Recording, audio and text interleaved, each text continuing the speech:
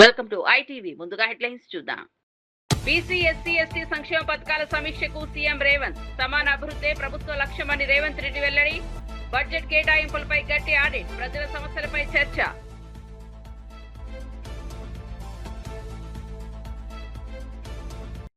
కాంగ్రెస్ చేతిలో ఎంఐఎం పతంగి ఎగిరిపోతున్నదని రామచంద్ర ఆరోపణ. జూబ్లీహిల్స్ లో కలిసికట్టుగా నకిలీ ఓట్లతో ప్రజాస్వామ్యానికి ముప్పు. ప్రజలు ఈ నిజాన్ని గమనించాలన్న బీజేపీ నేత పిలుపు.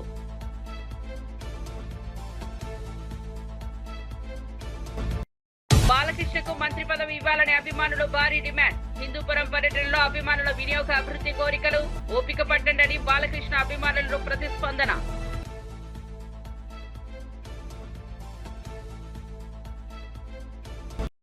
తాలిపేరు ప్రాజెక్టులో వరద ఉధృతి కారణంగా 11 గేట్లు ఓపెన్. 21,076 క్యూసెక్కుల నీరు రిలీజ్ చేసిన పునఃరావక ఉద్దేశం. పక్కవల్లపల్లెల్లో ఎమర్జెన్సీ నిఘా. ప్రజలకు అప్రమత్తత. ఇక వార్త వివరాల్లోకి వెళ్తే CM Revanth Reddy command control centre లో బీసీ ఎస్సీ ఎస్టీ మైనారిటీ సంక్షేమ శాఖలపై సమీక్షా సమావేశం నిర్వహించారు. ఈ సమావేశంలో బీసీ సంక్షేమ శాఖ మంత్రి Ponnam Prabhakar, SC ST minority శాఖ మంత్రి అల్లూరి లక్ష్మణ్ కుమార్, సీఎం సలహాదారు వేం నరేందర్ రెడ్డి, ప్రభుత్వ సలహాదారు మహమ్మద్ అలీ షబ్బీర్ తో పాటు ఉన్నతాధికారులు పాల్గొన్నారు. సంక్షేమ పథకాల అమలు, ప్రజల సమస్యలు, బడ్జెట్ కేటాయింపులపై సమగ్ర చర్చ జరిగింది. రేవంత్ రెడ్డి సమాన అభివృద్ధికి కట్టుబడి ఉన్నామని పేర్కొన్నారు. ప్రతి వర్గానికి సమాన అవకాశాలు కల్పించడమే ప్రభుత్వ లక్ష్యమని స్పష్టం చేశారు.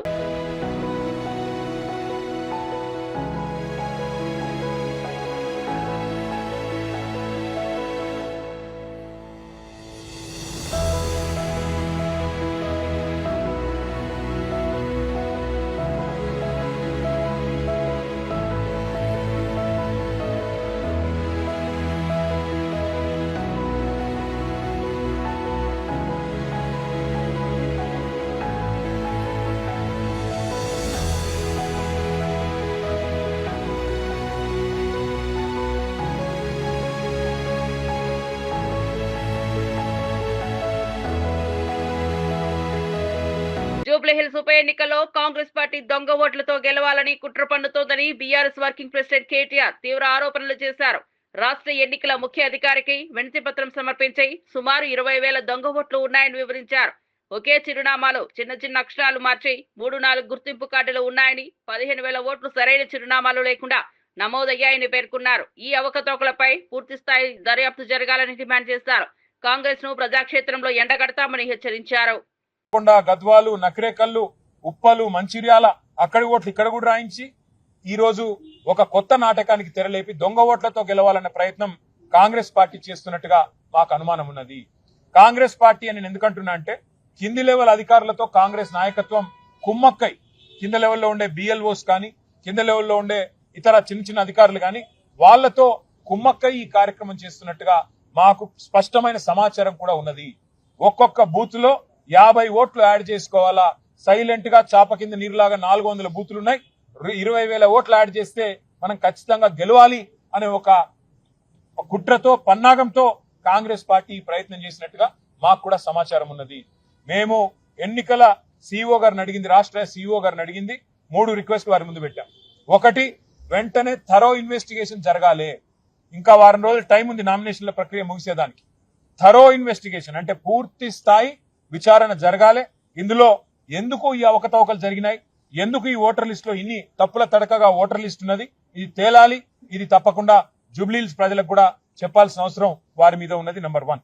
నెంబర్ 2, ఏ అధికారులైతే మరి క్షేత్రస్థాయిలో కుమ్మక్కయ్యారో వారిని ఖచ్చితంగా వారి మీద చర్య తీసుకోవాల్సిందే, వారిని అక్కడి నుంచి తరలించాల్సిందే అని చెప్పి కూడా మేము వారిని డిమాండ్ చేస్తా ఉన్నాం. మూడవది, 19,000 నుంచి 20,000 ఈ రకంగా ఓట్లు యాడ్ అయినాయని చెప్పి చెప్తా ఉన్నారు. ఇక్కడ ఒక ఇంట్రెస్టింగ్ విషయం ఏమంటే మేము మాట్లాడితే ఇప్పుడు వారు చెప్తా ఉన్నారు మా దగ్గర ఓటర్ లిస్ట్ లో కొన్ని తొలగించామండి, మరణించిన వాళ్ళవి లేదా రీలొకేట్ అయిన వాళ్ళవి, అట్లా 12,000 పోయినాయన్నారు. మరి మొత్తం ఎన్ని పెరిగినాయంటే 7,000 పెరిగినాయన్నారు. అంటే 12,000 తీసేసి 7,000 పెరిగాయంటే 19,000 ఓట్లు యాడ్ అయినాయి. ఆ 19,000 కూడా ఇదే. బీఆర్ఎస్ నేత కేటీఆర్ వ్యాఖ్యలు తమ ఓటమిని ముందుగానే అంగీకరించినట్లుగా ఉన్నాయని ఎమ్మెల్సీ బాల్మూరి వెంకట్ విమర్శించారు. జూబ్లీహిల్స్ ఉప ఎన్నికల్లో ప్రజల తీర్పు కాంగ్రెస్ పక్షానే ఉంటుందని విశ్వాసం వ్యక్తం చేశారు. కేటీఆర్ చేస్తున్న ఆరోపణలు పూర్తిగా నిరాధారణమని, బీఆర్ఎస్ పార్టీ శ్రేణుల్లో విశ్వాసం కోల్పోయిందని అన్నారు. జూబ్లీహిల్స్ లో కాంగ్రెస్ అభ్యర్థి ఘన విజయం సాధించబోతున్నారని ధీమా వ్యక్తం చేశారు. కేటీఆర్ మాటల్లోనే బీఆర్ఎస్ లో నైరాశ్యంగా నెలకొన్నట్లు స్పష్టమైందని వ్యాఖ్యానించారు. ఏదైతే ఓడిపోయిన తర్వాత ఈ యొక్క నెపం దేనిపైన ఎత్తేసేయాలి, ఎవరిపైన నెట్టేసేయాలని ఒక ఉద్దేశంతో చాతగాక ఈ రోజు ఓట్ చోరీ, ఓటర్ లిస్ట్ అక్రమాలు జరిగినాయి, ఓటర్ లిస్ట్ లో అడిషన్స్ జరిగినాయి అని చెప్పి అడ్డగోలుగా నోటికి వచ్చినట్టు మాట్లాడుతుండ్రు. ఓటర్ లిస్ట్ లో ఎటువంటి అవకతవకలు జరగలేదు, 100% ట్రాన్స్పరెన్సీ తోటి ఉంది, 2023లో ఉన్న లిస్టే ఉందని చెప్పని ఎలక్షన్ కమిషన్ చాలా క్లియర్ కట్ గా చెబుతున్నప్పటికీ కూడా అయినా ఓటర్ లిస్ట్ లో అవకతవకలు జరిగితే ఎలక్షన్ కమిషన్ కి ఆధారాలు తీసుకెళ్లి కంప్లైంట్ ఇస్తే వాళ్ళు దాన్ని రూపొందిస్తారు. ఓటర్ లిస్ట్ లో ఏదైతే తప్పులు చేయడానికి కానీ ఓటర్ లిస్ట్ రూపొందించేది కూడా కాంగ్రెస్ పార్టీ కాదు, కాంగ్రెస్ ప్రభుత్వం కాదు. మా చేతిలో ఏముండదని తెలిసి కూడా 10 ఏళ్ళు మంత్రిగా పనిచేసిన నువ్వు సోయి లేకుండా ఉద్దేశపూర్వకంగా కాంగ్రెస్ పార్టీ పైన బురద చల్లే ప్రయత్నం చేస్తున్నావు. అండ్ ఉప ఎన్నికల్లో ఈ రోజు మా మంత్రులు పనిచేస్తే ఎందుకు ఇంతకంత పనిచేస్తున్నారు అని చెప్పి మాట్లాడుతున్నావు. గతంలో బీఆర్ఎస్ పార్టీ అధికారంలో ఉన్నప్పుడు ఉప ఎన్నికల సమయంలో కొత్త పథకాలు తీసుకొచ్చి ప్రజల్ని మోసం చేసి అడ్డగోలుగా అధికారాన్ని దుర్వినియోగం చేసుకుంటేనే ఈ రోజు ప్రజలందరూ పంచుకొడితే మీ పార్టీ పోయి గజ్వేల్ ఫార్మ్ హౌస్ లో పండుకుంది. ఇప్పుడు కూడా సిగ్గుశరం లేకుండా నోటికి వచ్చినట్టు ఏది పడితే అది మాట్లాడుతున్నావు. కల్వకుంట్ల తారక రామారావు 100% జూబ్లీహిల్స్ ఎన్నికల్లో కాంగ్రెస్ పార్టీ అభ్యర్థి భారీ విజయంతో గెలుస్తుండని తెలిసే ఉద్దేశపూర్వకంగా నువ్వు ఈ రోజు ఈ ఓట్ చోరీని తెరపైకి తీసుకొని వచ్చి ఈ యొక్క ఓటమి నుంచి తప్పించుకునే ప్రయత్నం చేస్తున్నావు. ఎన్నికల ముందే నువ్వు ఈ ఓటమిని నువ్వు అంగీకరించినట్టు నీ మాటల ద్వారా చాలా స్పష్టంగా అర్థమవుతుంది.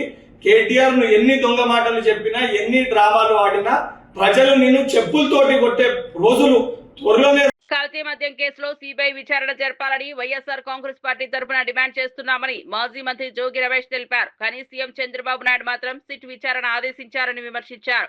తాను నిర్దోషినని దైవ సాక్షిగా ప్రమాణం చేయడానికి సిద్ధమని చెప్పారు. శ్రీ వెంకటేశ్వర స్వామి లేదా విజయవాడ కనకదుర్గమ్మ సన్నిధిలో ప్రమాణం చేయమని చంద్రబాబును సవాల్ విసిరారు. ఈ కేసుతో తనకు ఎలాంటి సంబంధం లేదని స్పష్టం చేశారు. నారావారి సారా రాష్ట్రాన్ని ముంచేస్తోందని ప్రజల దృష్టిని మళ్లించేందుకే చంద్రబాబు తన పేరును తెరపైకి తెచ్చారని ఆరోపించారు. రాష్ట్ర ప్రజలకు చెప్తా ఉన్నాను, ఈ కేసులో గన నేను చంద్రబాబు నాయుడు ఆరోపించినట్టుగా నేను దీనిలో ఇన్వాల్వ్ అయి ఉంటే ఏ శిక్షకైనా సిద్ధంగా ఉన్నానని చెప్పేసి మీ ద్వారా తెలియజేస్తా ఉన్నా.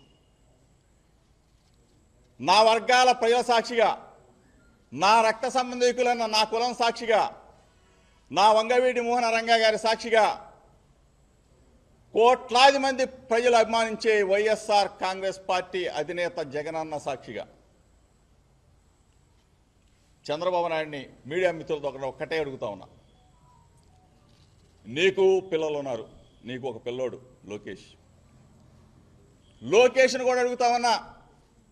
నీకు ఒక పిల్లోడు ఉన్నాడు. చంద్రబాబు నాయుడు గారి చంద్రబాబు నాయుడు గారి భార్యను అడుగుతా ఉన్నా, లోకేష్ భార్యను కూడా అడుగుతా ఉన్నా. చంద్రబాబు నాయుడు, నువ్వు మీ భార్యకి చెప్పు, ఆ అమ్మకు చెప్పు.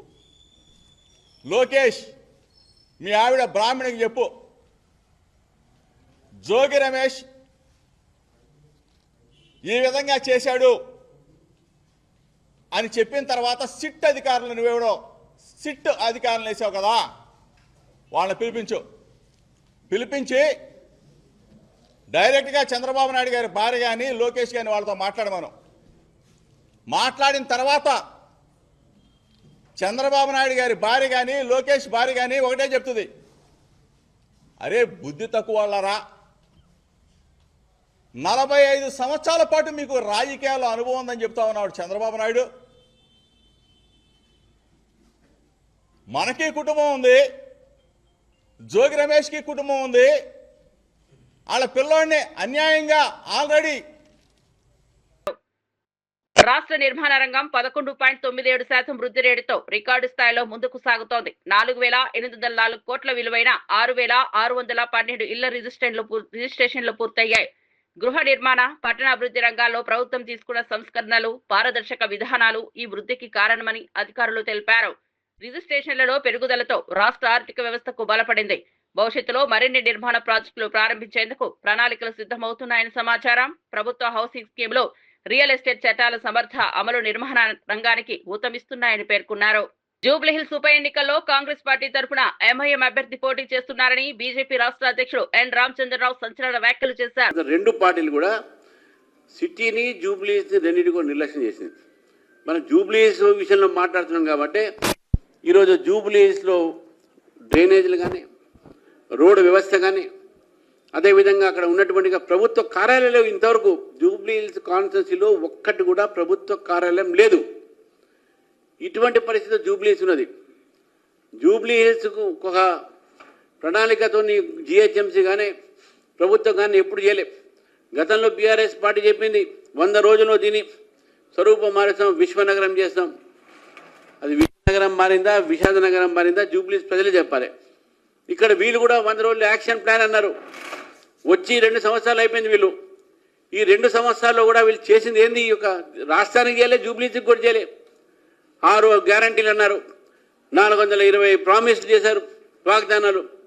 ఈ 420 గతంలో చట్టం మారింది కాబట్టి 420 కేసులే. ప్రభుత్వం మాట్లాడేదంతా 420 కేసులే. కాబట్టి ఈరోజు ఉన్నటువంటి పరిస్థితిలో జూబ్లీహిల్స్ ప్రజల్ని నేను ఒక్కసారి గమనించాలి, వాళ్ళని కోరుతా ఉన్నాను. ఈరోజు భారతదేశంలో మోదీ గారి ప్రభుత్వము, మోదీ గారు చేసినటువంటి ఏదైతే పనులు ఉన్నాయో వికసిత భారత్ వైపు పోతా ఉన్నాం. అదేవిధంగా మోదీ గారిని మనం ఈరోజు తెలంగాణ ప్రజలు 8 సీట్లు ఇచ్చి వాళ్ళు మమ్మల్ని ఆదరించారు. జూబ్లీహిల్స్ కూడా మనం గెలిపించి ఈరోజు భారతీయ జనతా పార్టీని మీరు గెలిపిస్తే రేపు అసలైనటువంటి ఒక ప్రతిపక్షంగా ఈ కాంగ్రెస్ పార్టీ చేస్తున్నటువంటి ఆగడాల్ని ఆపేట ప్రయత్నం చేస్తాం. బీఆర్ఎస్కి ఓటు వేసినా లాభం లేదు, ఎందుకంటే వాళ్ళు ఆ పార్టీలో ఉంటారా. కల్తీ మద్యం కేసుతో రాష్ట్ర రాజకీయాలు మరింత వేడెక్కుతున్నాయి. ఈ వ్యవహారంలో సంచలన విషయాలు వెలుగులోకి వస్తున్నాయని బీజేపీ నేతలు తీవ్ర వ్యాఖ్యలు చేశారు. జగన్ పాలనలో నేరాలు, అవినీతి అసాధారణమైపోయాయని విమర్శించారు. నారావారి సారా రాష్ట్రాన్ని ముంచేస్తోందని, ప్రజల ఆరోగ్యాన్ని కూడా ప్రమాదంలో నెట్టారని ఆరోపించారు. ఈ కేసులో ప్రధాన నిందితుడు జనార్దన్ రావు వీడియోలో బహిర్గతమైన విషయాలు వైఎస్ఆర్ కాంగ్రెస్ నేతల ప్రమేయాన్ని స్పష్టంగా చూపిస్తున్నాయని అన్నారు. ప్రభుత్వం వెంటనే సిబిఐ విచారణకు ఆదేశించాలని బీజేపీ డిమాండ్ చేసింది. మళ్ళీ మొన్న గవర్నమెంట్ రాగానే అవన్నీ అయిపోయింది సార్, ఏం చేయడం లేకుండా బాగా స్ట్రిక్ట్ అయిపోయేటప్పటికి ఇక నేను కూడా ఆగిపోయాను సార్ మొత్తం. ఆ తర్వాత మన ఏప్రిల్లో 2025 ఆ టైంలో మళ్ళీ జోగి రమేష్ గారు నన్ను కాంటాక్ట్ చేసి మాట్లాడదామంటే నేను మన తమ్ముడు ద్వారా మాట్లాడాను సార్. టీడీపీ గవర్నమెంట్ మీద ఏదో రకంగా మనం పలుకు సాగాలి, వాళ్ళు బ్యాడ్ చేయాలి, మనకు అప్పుడు మైలేజ్ ఎక్కువ ఉంటుంది అని నువ్వు ఇంతకుముందు చేసేవాడు కదా, చేశారు కదా, వాళ్ళందరినీ మళ్ళీ పిలిచి జైల్లో పెట్టన్నారు సార్. నేను ఎప్పుడైనా పక్కన అనుకున్నాను సార్. తర్వాత నేను మా క్లాస్మేట్ జయచంద్ర రెడ్డి తమ్ముడుపల్లి అని తెలిసేటప్పటికి చిత్తూరు జిల్లా, ఉమ్మడి చిత్తూరు జిల్లా వచ్చింది కాబట్టి ముందు అక్కడ ప్లాన్ చేద్దాం, చంద్రబాబు గారిని బ్యాన్ చేయడానికి అక్కడ చేద్దాము. ఇప్పుడు నేను అక్కడ వైన్ షాపులో వాళ్ళకి వచ్చినాయి, వాళ్ళు చేసుకోలేకపోతే నేను తీసుకుంటున్నానని చెప్పి జోరమిగా చెప్పాను సార్. అయితే అక్కడే ప్లాన్ చేయాలని చెప్పారు. నేను అక్కడ లోపల అతను ఉన్న పాలక సిద్ధాన్ని అతను పట్టుకొని అవన్నీ రూమ్ అద్దెకి తీసుకొని వేరే వాళ్ళ పేరు మీద అక్కడ సెటప్ అంతా చేశాను సార్. చేసిన తర్వాత ఎవరైతే ఉన్నారో వాళ్ళకి తెప్పించి అన్నీ రెడీ చేయించు, మందు తయారు చేయడానికి కావాల్సిన స్పిరిట్, లేబుల్, క్యాపులు అన్నీ, దాన్ని కలిపేదానికి కావాల్సిన కెమికల్స్ అన్నీ తెప్పించి బాలాజీ ద్వారా చేశాను సార్. అది ఎప్పటికప్పుడు 1 నెల 2 నెలల్లో ఇది ఇలా అంతా రెడీ చేసి పెట్టండి. రెడీ చేసి ఎప్పుడైతే పెడతారో అప్పుడు మొత్తం ఎక్కువగా ఉన్నప్పుడు మీరు ఎవరు లేని సమయం చూసి దాన్ని గవర్నమెంట్ మీద బొజ్జాలి, నీకు ఏం కాదు, నీకు ఏమైనా ఇబ్బంది అని చూసుకుంటాము. నేను బాగా ఆర్థిక ఇబ్బందుల్లో ఉన్నానండి. ఆ ఆర్థిక ఇబ్బందులన్నీ నుంచి తీసేసి మీ ఫ్రెండ్ అక్కడ ఎక్కడో ఆఫ్రికాలో డిస్టరీస్ ఉన్నాయి కదా, అక్కడికి వెళ్ళిపో, నీకు దానికి కావాల్సిన అమౌంట్ 3 కోట్లుగా మేము సర్దుతాము, నువ్వు అది ఇవన్నీ చెప్పకుండా మామూలుగా ఏం తిరిగినట్టుగా ఉండు, నువ్వు అక్కడికి వెళ్ళి అన్నీ రెడీ చేస్తూ ఉండే ఎవరికి అనుమానం రాకుండా అని చెప్పారు సార్. అదేవిధంగా తిరుగుతూ ఉంటుంది. ఏ నెల అక్కడ కుర్రోడు కూడా వెళ్ళిపోతానంటే నేను గట్టిగా అడిగాను సార్ ఇబ్బంది అవుతుంది అని అడిగితే మొన్న సెప్టెంబర్ 20వ తారీఖు తర్వాత ప్లాన్ చేద్దాం, నువ్వు మీ ఫ్రెండ్ ఎక్కడున్నాడో కనుక్కో అంటే నేను కనుక్కుంటే ఆఫ్రికాలో ఉన్నానని చెప్పాడు సార్.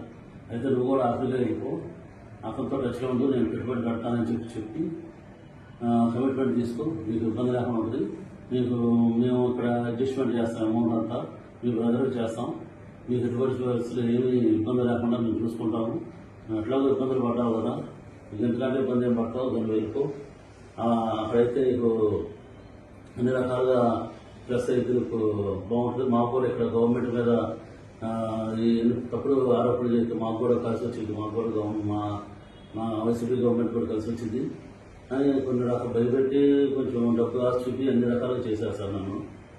ఆ తర్వాత లాస్ట్కి ఇంకా 20 నేను టికెట్ బుక్ చేసుకున్నానని చెప్పాను సార్, 24 వెళ్తానికి. అప్పుడు 23 మళ్ళీ ఇంటికి రమ్మన్నాను సార్.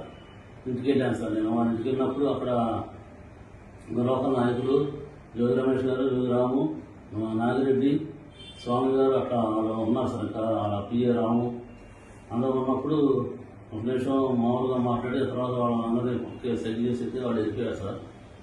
వాళ్ళు వెళ్ళిపోయిన తర్వాత ఇవన్నీ డిపార్ట్మెంట్ ద్వారా మన సురేష్ ద్వారా ఏలూరు జిల్లా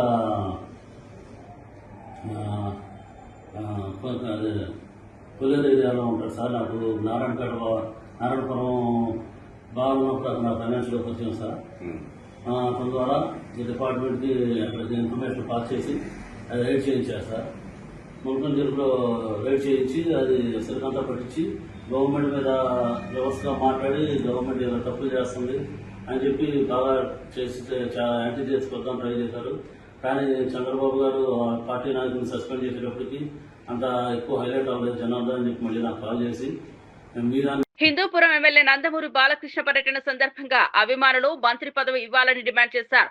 కిరికెర పంచాయతీలో పలు అభివృద్ధి కార్యక్రమాల్లో పాల్గొన్న బాలకృష్ణను అభిమానులు నినాదాలతో స్వాగతించారు. ఆయన కాన్వాయ్ ముందు ప్రకటనలు ప్రదర్శిస్తూ తమ అభిప్రాయాన్ని తెలియజేశారు. దీనిపై స్పందించిన బాలకృష్ణ అవసరమైనప్పుడు మంత్రి వస్తుంది, ఓపిక పట్టండి అంటూ అభిమానులను సముదాయించారు. ప్రజాసేవే తన ప్రధాన లక్ష్యమని, హిందూపుర అభివృద్ధికి కట్టుబడి ఉన్నారని తెలిపారు. అభిమానుల ప్రేమ, మద్దతు తనకు బలాన్నిస్తోందని అన్నారు.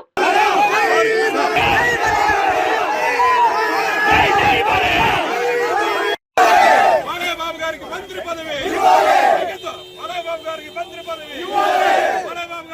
పదవి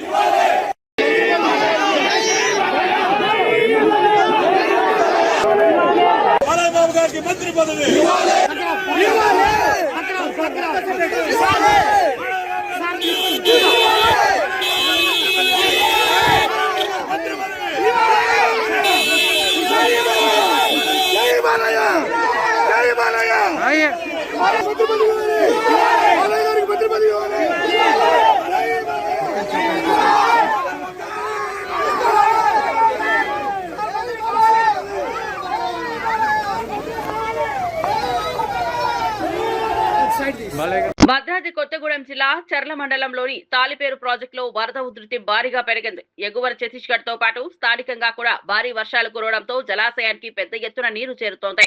దీంతో అధికారులు 11 గేట్లు ఎత్తి 21,076 క్యూసెక్ల నీటిని దిగువకు విడుదల చేశారు. తాలిపేరు, పగిడివాగు, రోటింతవాగు, చింతవాగులు ఉధృతంగా ప్రవహిస్తున్నాయి. ప్రాజెక్టు వద్ద వరద పరిస్థితిని ఏఈ సుమన పర్యవేక్షిస్తున్నారు. అధికారులు అప్రమత్తంగా ఉండాలని ప్రజలకు సూచించారు. వరద ప్రభావిత గ్రామాల్లో నిఘా కొనసాగుతోంది.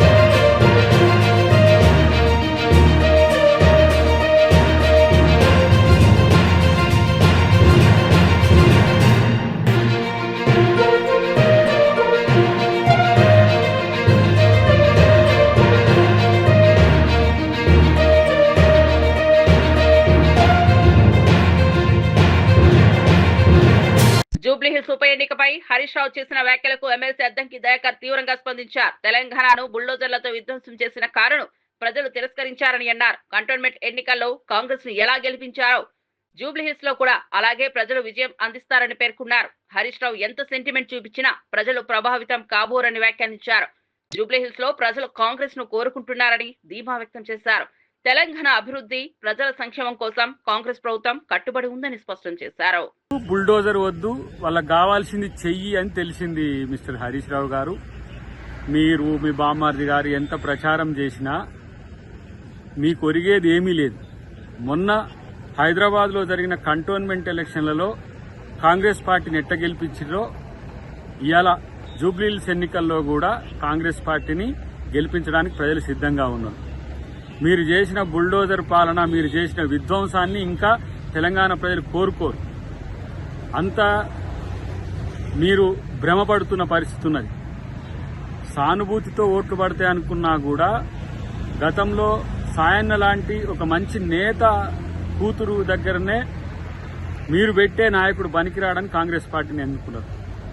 ఇలా గోపీనాథ్ గారి దగ్గర కూడా మీరు సెంటిమెంట్ వర్కౌట్ అయిద్దని ఒక ప్రయత్నం చేసినా ఇలా కాంగ్రెస్ ను జూబ్లీహిల్స్ లో ప్రజలు కోరుకుంటున్న మాట వాస్తవం.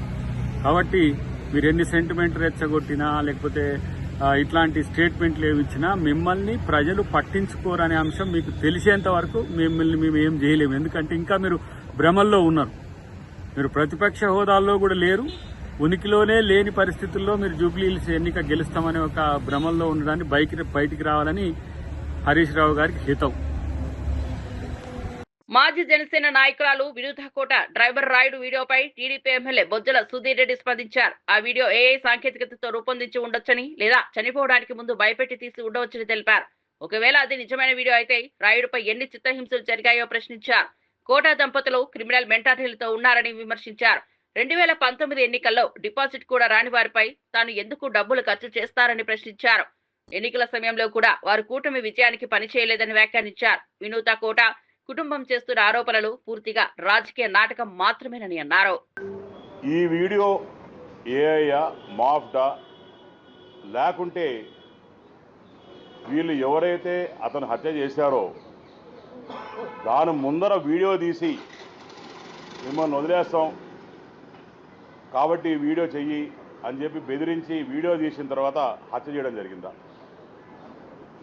పోనీ ఆ రాయుడు అనేటువంటి బతుకుంటే అన్నా అతన్ని పిలుచుకొచ్చి కూర్చొని మాట్లాడి ప్రజల సమక్షంలోనే ఇది తేల్చుకునేటోళ్ళం.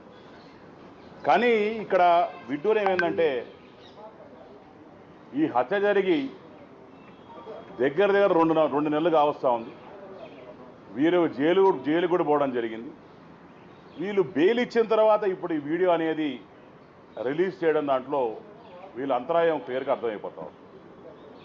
ఒక సింపతి తెచ్చుకోదానికో లేకుంటే కష్టపడి గెలిచి ఈరోజు మంచి పేరు తెచ్చుకొని శ్రీకాళహస్తిని అభివృద్ధి చేస్తున్న నా మీద బుడద జల్లదానికో చేస్తున్నారని చెప్పి ఒక క్లియర్ కట్ సంగతి తప్ప దీంట్లో వాళ్ళ డ్రైవర్తో నాకు డిపాజిట్లు కూడా గెలవని వాళ్ళతో ఆ రోజు మాకు వాస్తవాన్ని ఈ రోజు వరకు కూడా నేను ఆవిడతో ఎన్నో ప్రాబ్లమ్స్ ఫేస్ చేశాను ఎలక్షన్స్ ముందర కూడా.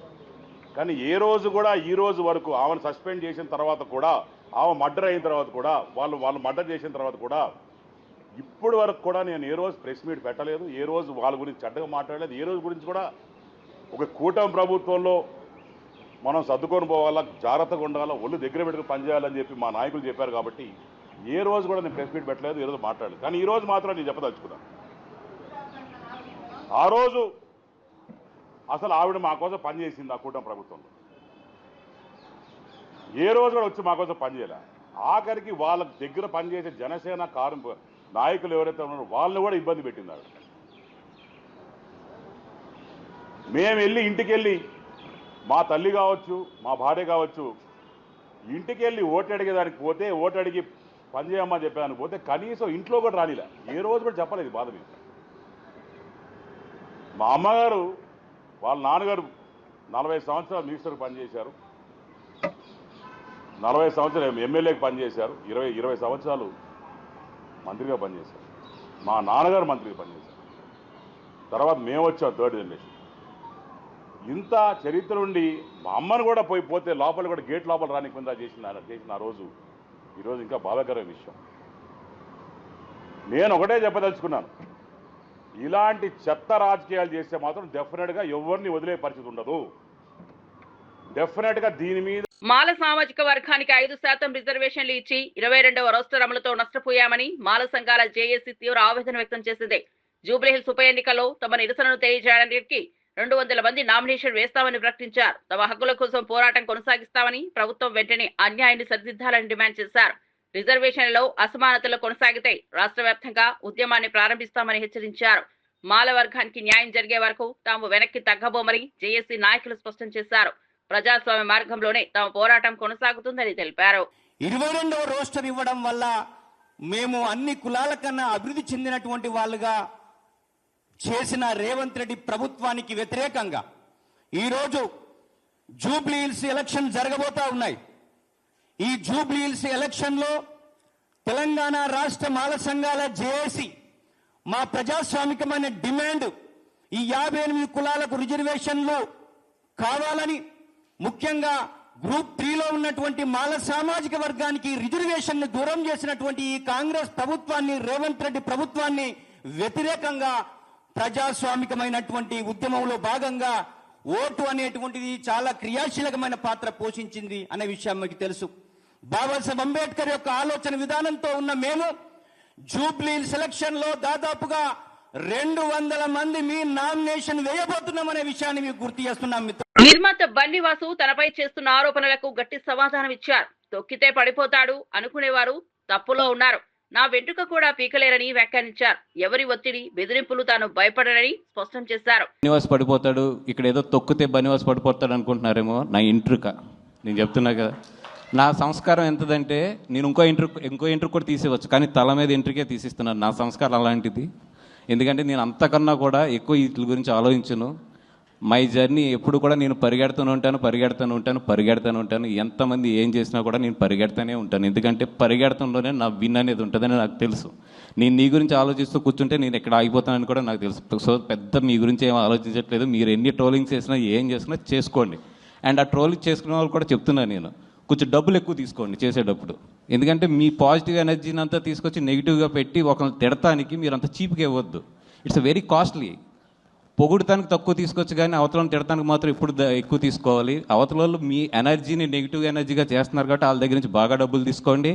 అలాగే బాగా ప్రిపేర్ అయి ఉంటారు కూడా. సినిమా రిలీజ్ అయినప్పుడు నెగిటివ్ కామెంట్స్ బాగా వేయాలి, లేదా నెగిటివ్ ట్రోలింగ్స్ బాగా చేయాలి, లేదా నెగిటివ్ రివ్యూస్ బాగా చేయాలని వెల్కమ్. మరిన్ని అప్డేట్స్ కోసం చూస్తూనే ఉండండి ITV.